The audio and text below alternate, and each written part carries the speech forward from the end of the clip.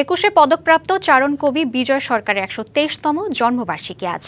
একাধারে গীতিকার, সুরকার ও গায়ক ছিলেন অসাম্প্রদায়িক চেতনার সুরস্রষ্টা বিজয় সরকার।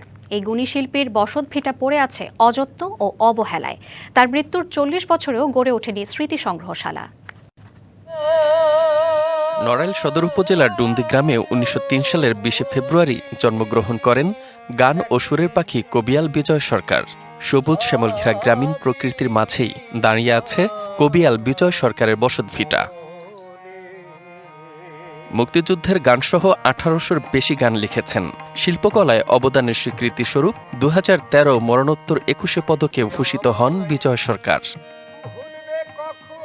১৯৮৫ সালের ৪ ডিসেম্বর বিজয় সরকারের মৃত্যুর পর অযত্ন অবহেলায় পড়ে আছে তার বসতভিটা।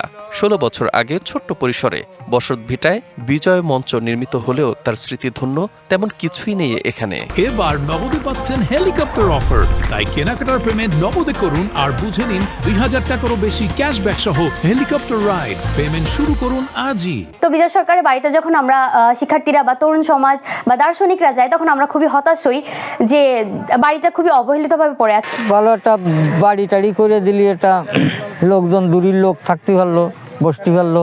দীর্ঘদিন পর বিজয় সরকারের বাড়িতে যাওয়ার রাস্তাটি পাকা হলেও মাছের ঘেরের দাপটে সড়কটি ভেঙে গেছে। এছাড়া পানি এবং শৌচাগারের ব্যবস্থা না থাকায় ভোগান্তি বেড়েছে দর্শনার্থীদের। বর্ষাকালে তখন এই রাস্তায় পানি ওঠে, অনেকে চলতে কষ্ট হয়। বিজয় সরকারের রাস্তাটা অতি দ্রুত মেরামত করার ব্যবস্থা করা হোক। দেশ বিদেশে বিজয় সরকারের গান আজও তুমুল জনপ্রিয়, তবে সরকারিভাবে সেই সব গান সংরক্ষণের তেমন কোনো উদ্যোগ দেখা যায়নি। গানের মাধ্যমে তিনি যে দর্শন প্রকাশ করেছেন সেটা টেক্সট বুকস সেগুলো সম্পৃক্ত করা যেতে পারে। আগামী প্রজন্মের কাছে বিজয় সরকারের দর্শন পৌঁছে দেওয়ার জন্য এটা অত্যন্ত জরুরি। বিজয় সরকারের স্মৃতি সংরক্ষণে বিভিন্ন উন্নয়নমূলক কাজের পরিকল্পনার কথা জানান জেলা প্রশাসক। বিজয় সরকারের বাড়িতে গিয়েছিলাম, আমরা দেখেছি ওইখানে একটু জায়গা আছে, তাদের পুরাতন একটা ঘর আছে, আমরা সেটাকে সংস্কারের উদ্যোগ নিচ্ছি।